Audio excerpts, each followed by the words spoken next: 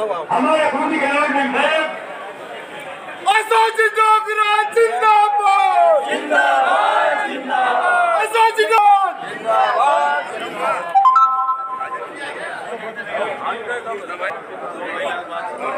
जय श्री राम।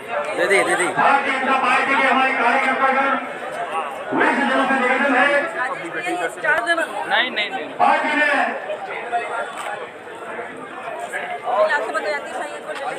पार्टी ने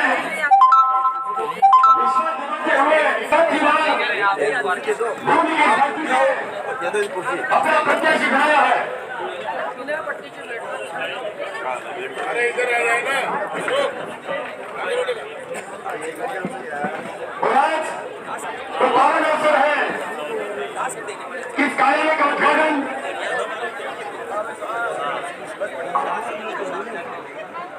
मैं इस कार्यालय उद्घाटन कार्यक्रम में हमारे मध्य पधारे त्रिलोकजी जामवाल जो कोटा संभाग प्रदेश महामंत्री हिमाचल प्रदेश और वर्तमान में विधायक भाई साहब त्रिलोकी से निवेदन करूं कि कृपया मंच पर आएं। इसी क्रम में विनोद जी चौहान लगातार 3 बार से हिमाचल प्रदेश में विधायक हैं और हमारे बूंदी जिले के प्रवासी प्रभारी के नाते हमारा जो जिला प्रमुख है मंडी हिमाचल प्रदेश के, वो बूंदी विधानसभा में प्रवासी के नाते हमें अपनी सेवाएं दे रहे हैं। मैं तीनों से निवेदन की कृपया मंच पे बता रहे हैं। मैं हमारे बूंदी के लाडले विधायक श्रीमान अशोक जी डोगरा से भी निवेदन करूंगी, कृपया मंच पे बता रहे हैं। इसी क्रम में हमारे जिला अध्यक्ष श्रीमान शीतल लाल जी राणा साहब से भी निवेदन कि वो कृपया मंच पे बता रहे।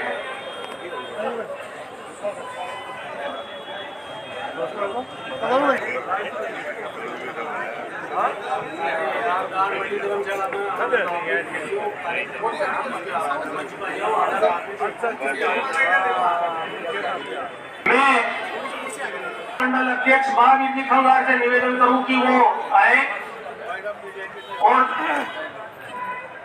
उनका सम्मान और कार्यकर्ता भाइयों और बहनों,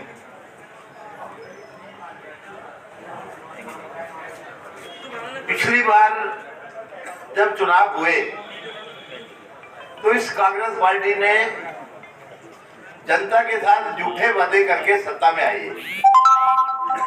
इन्होंने ये किसानों को, राजस्थान का किसान सबसे सीधा माना जाता है, उसको मेरे पास वो कैसेट है कि राहुल गांधी ने 10 तक की गिनती आगे कह दिया कि 1 2 3 4 5 6 7 8 9 10 10वें दिन सरकार बनने के किसानों का संपूर्ण कर्जा माफ हो जाएगा।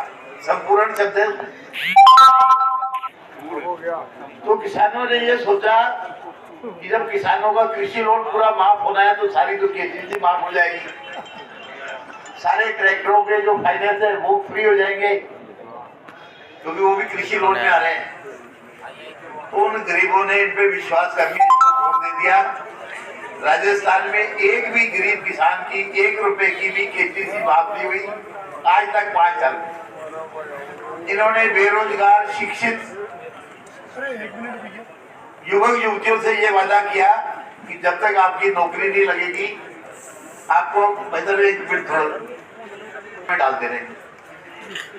मेरे घर से 3 मकान आगे रोजगार कार्यालय है। हजारों की संख्या में लोग, युवक युवतियां, बच्चे हमारे वहाँ रजिस्ट्रेशन कराने आते और मेरे को बड़ी हंसी आती कि यार ये बेचारे किस उम्मीद लेके चल रहे हैं। सरकार बनने के बाद 5-7 महीने तक वो बैंकों के चक्कर काटते रहे, किसी के खाते में 1 रुपया नहीं डला, बल्कि उनकी नौकरियों के जो चांस है तो 19 पेपर राजस्थान में लीक हो गए, उनका भविष्य खत्म हो गया।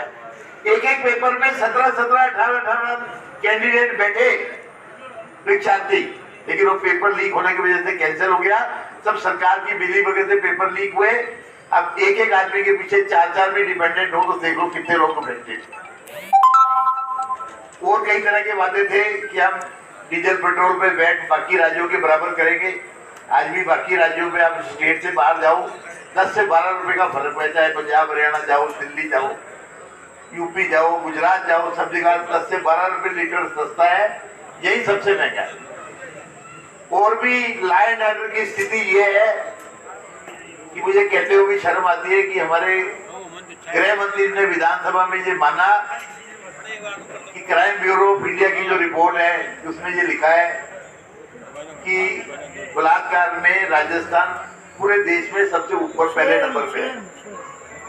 तो उस शांति धारीवाल जो 85 साल से ज्यादा की उम्र का होगा, उसने गृह मंत्री के हैसियत से उस पर जवाब दिया और ये कहा कि हाँ, ये मैं मानता हूँ कि बलात्कार में हम पूरे देश में नंबर 1 पे हैं। लेकिन फिर ये भी कह दिया विधानसभा में जहाँ हर चीज रिकॉर्ड होती है कि ऐसा क्यों है, तो उसने क्योंकि ये राजस्थान मर्दों का प्रदेश है। उसको शर्म नहीं आई, उसको अपनी माँ बेटियां नहीं दिखी, इतनी गंदी बात उसने वहां कही। अगले दिन जब पूरे राजस्थान की, पूरे देश की महिलाओं ने आवाज उठाई तो उसको दोनों हाथ जोड़ करके वही माफी मांगनी पड़ी। क्योंकि दोनों हाथों से जनता को इतना लूटा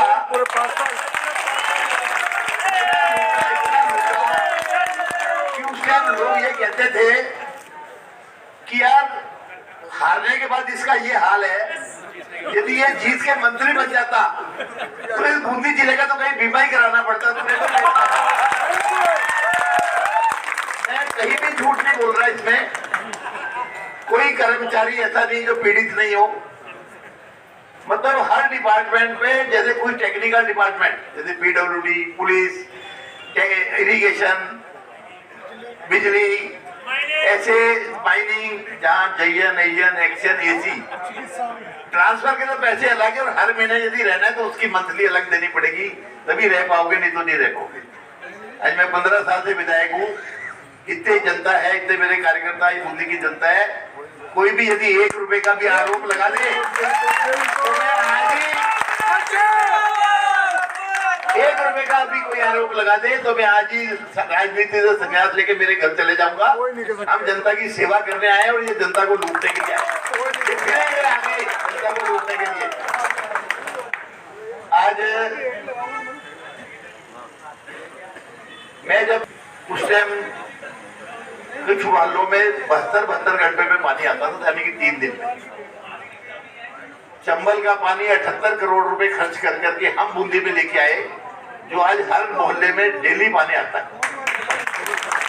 आज जब हमारा राज आया उसके बाद 47 करोड़ की फिर हम पेयजल योजना लाए, जिसमें 10 तो बड़ी टैंकियां बनाई, पूरी बूंदी की पाइपलाइन चेंज कराई। और हम तो सरकार चलेगी नहीं, तो हमारी तो उस टाइम ये इच्छा थी कि कुछ मोहल्लों में कोटा की तर्ज पे 24 घंटे पानी देना चाहते हैं। 24 घंटे 7 तक ही 24 घंटे कभी भी नल खोलो तो पानी मिलेगा, और उसको फिर चालू करेंगे। सीवरेज का दाम बूंदी में नहीं था, 100 करोड़ का सीवरेज का हम लेके आए। आज कृषि मंडी की ये व्यवस्था थी कि कृषि मंडी छोटी थी, शहर के बीच में थी। गुरु नानक कॉलोनी, विकास नगर जैसे मोहल्ले पूरी रात ट्रैक्टर उनमें फंसे रहते थे। यदि किसी को हार्ट अटैक भी हो जाए तो आप ऑटो रिक्शा नहीं आ सकता था कि आप पेशेंट को उस ऑटो में डाल के हॉस्पिटल तक ले जाओ। आज करीब 80 करोड़ रुपए खर्च करके हम कृषि मंडी को बूंदी से बाहर ले गए। आज किसान को भी आराम है और यहाँ की जनता को भी आराम है। आज बिजोलिया से लेकर के और खटखट तक की सड़क की क्या बुरी हालत थी, 200 करोड़ लगा करके हमने वो सड़क बनाई। आज नया जनाना अस्पताल बनाकर जनता को दिया। बूंदी में एक भी डिवाइडर युक्त सड़क नहीं थी मेरे विधायक बनने से पहले। शुरुआत हमने रेलवे किराए से करके और अहिंसा सर्कल तक डिवाइडर युक्त सड़कें बनाई। नैनवा रोड पे हमने बहादुर सिंह सर्कल से लेके और गौरव पथ डिवाइडर युक्त सड़क 3 नंबर गेट तक ले गए। इसके पहले कहीं नहीं थी। और भी काम इतने हैं कि हमने 3 बार प्रेस कॉन्फ्रेंस करके मेरे समय का 1844 करोड़ का हिसाब हम जनता को दे चुके हैं। 2-4 दिन में फिर उसमें से मोटे मोटे जो काम है, जैसे नैनवा रोड पे हॉस्पिटल खुलाया। बूंदी की 35% जनता फॉरेस्ट में थी, उनको ना तो लोन मिलता था, ना वो अपनी रजिस्ट्री करा सकते थे, ना बेच सकते थे। हमने वो 35% एरिया मुक्त करा करके और 6 करोड़ से ऊपर जमा करा करके उसकी बाउंड्री वाल भी बनाई और आज उन लोगों को भी राहत दिलाई। ऐसे बहुत सारे काम है गिराएंगे तो सुबह हो जाएगी। गिराए कि भारतीय जनता, अभी देखो एक और कह रहा हूं कि हमारे सांसद महोदय का भी तारीफ करनी पड़ेगी। हमने जो भी बूंदी के लिए प्रस्ताव उनको दिए, क्योंकि सरकार तो हमारी थी नहीं। सबसे पहले मैंने 22 करोड़ 70 लाख के खेल संकुल के प्रस्ताव मैंने उनको बना के दिए। मैंने कहा साहब हम बच्चों से उम्मीद करते हैं कि तुम कुछ मॉडल कंपटीशन में जाते हो, जीत के आओ, हम उनको कुछ सुविधा तो देते नहीं। मुझे कहते हुए खुशी हो रही है कि 22 करोड़ 70 लाख उन्होंने तुरंत सैंक्शन करा दिए, जिसमें आज काम चल रहा है खेल संकुल में। कुछ काम पूरे भी हो गए।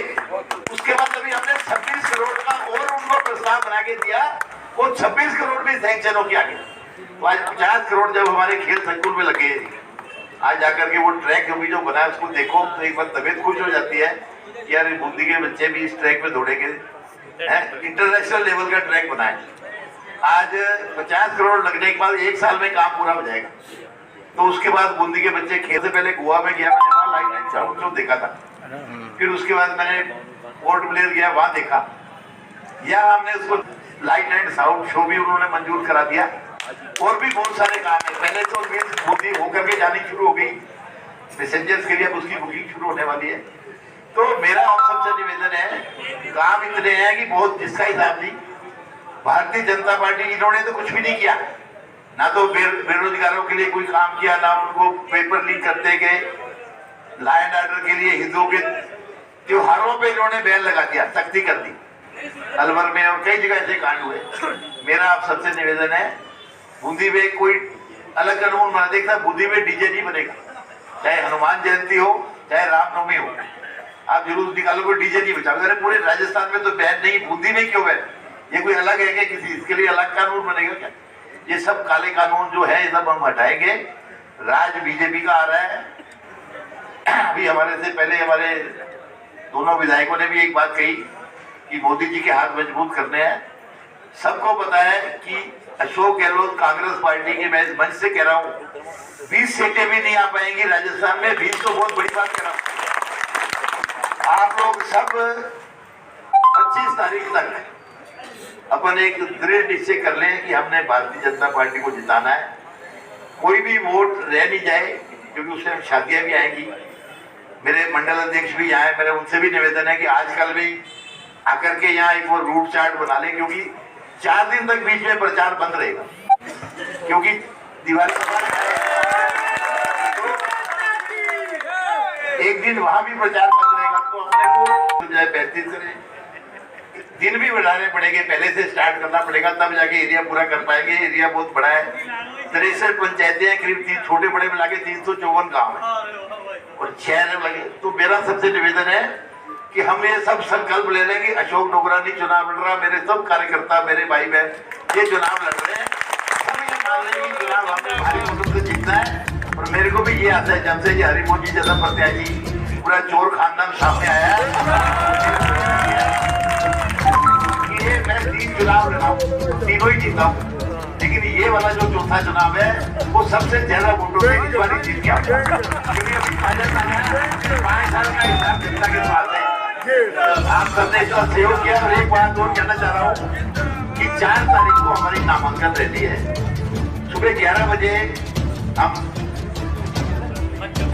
बालचंद पड़ा नवल सागर पार्क से मंचा पूरण गणेश जी से हम यात्रा शुरू करेंगे दिल्ली के रूप में, नामांकन दिल्ली को। मेरा आप सब भाई बहनों से हाथ जोड़ के निवेदन है कि ज्यादा से ज्यादा संख्या में वहां हम 11 बजे तक इकट्ठे हो जाएं और आप सबके साथ आपका आशीर्वाद मुझे मिले, आपका सहयोग मुझे मिले और उस दिन हम आकर के यहाँ नामांकन दाखिल करें और जीत की ओर अग्रसर हो। आज आप इतनी संख्या में आए हैं, मैं आप सबका बहुत बहुत आभार प्रकट करता हूँ। धन्यवाद। जय हिंद, जय भारत। जिंदाबाद जिंदाबाद जिंदाबाद। जी भाई साहब आदरणीय संतोष जी, बढ़िया प्रधान साहब बढ़िया।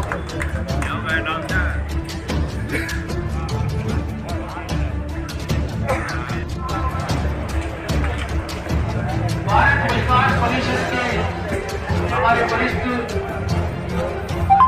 पदाधिकारी सभी मेरा निवेदन कृपया मंच पर पधारें।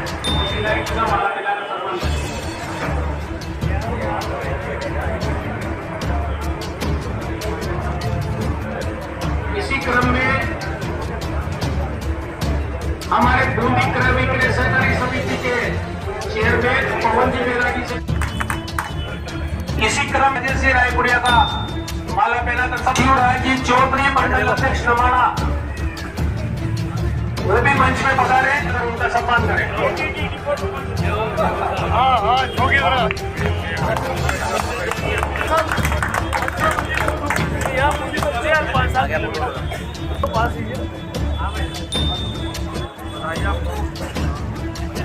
इसी क्रम में हमारे दादी के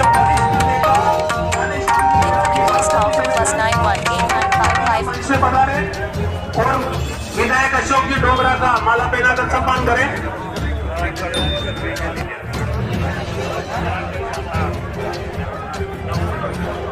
शीतललाल जी राणा साहब हमारे मध्य पधार चुके हैं, कृपया निवेदन के मंच में पधारे। गुरुदेव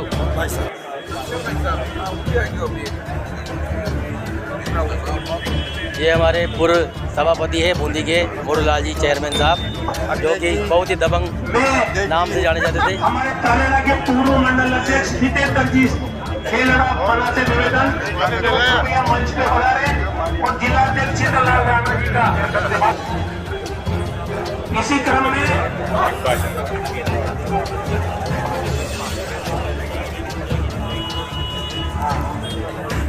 एक एक आदमी जाने चाहिए अपना वीडियो में और बाकी तरह सफर तक, ताकि फिर कटी कटी फोटो दूसरा था जब तो आज सबूत रावण का सबका ही लगाना एक ने छोड़ा वक्त दोनों लगा।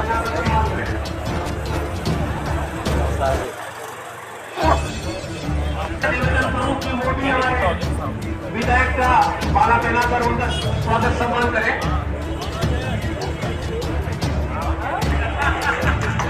ये सोनारी जी खटीक बीजेपी के कर्मठ कार्यकर्ता दिल्ली भी घूम कर आए थे लोकसभा में मुस्कुराते हुए। महिला मोर्चा की जिला पधारे और विधायक जी का पुष्पगुच्छ जिला महामंत्री योगेंद्र जी शरणजी से निवेदन कि वो भी कृपया मंच में पधारे।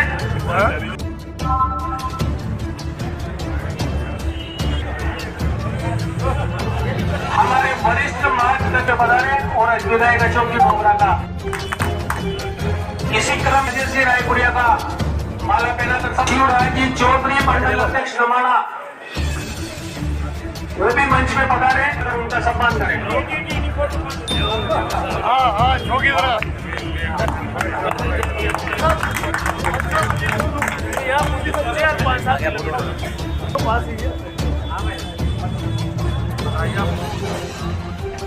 इसी क्रम में हमारे दादी के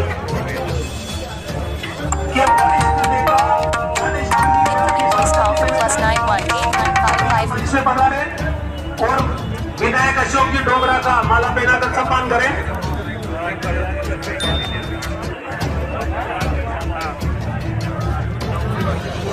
शीतललाल जी राणा साहब हमारे मध्य पधार चुके हैं, कृपया निवेदन के मंच में पधारे।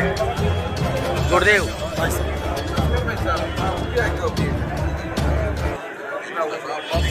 ये हमारे पूर्व सभापति है बूंदी के मोरूलाल जी चेयरमैन साहब, जो कि बहुत ही दबंग नाम से जाने जाते थे। हमारे तालेड़ा के पूर्व मंडल अध्यक्ष हितेंद्र जी खेलड़ा बना से निवेदन कृपया मंच पे पधारे और जिलाध्यक्ष शीतललाल राणा जी का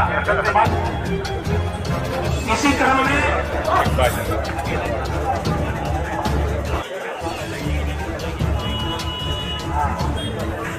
एक एक आदमी जाने चाहिए अपना वीडियो में और बाकी तरह सफर तक, ताकि फिर कटी कटी फोटो दूसरा था जब तो आज सबूत रावण का सबका ही लगाना एक ने छोड़ा वक्त दोनों लगा।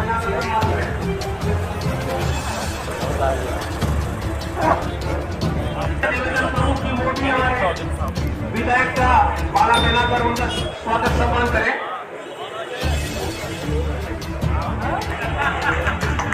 ये सोनारी जी खटीक बीजेपी के कर्मठ कार्यकर्ता दिल्ली भी घूम कर आए थे लोकसभा में मुस्कुराते हुए। महिला मोर्चा की जिला पधारे और विधायक जी का पुष्पगुच्छ जिला महामंत्री योगेंद्र जी शरणजी से निवेदन कि वो भी कृपया मंच में पधारे।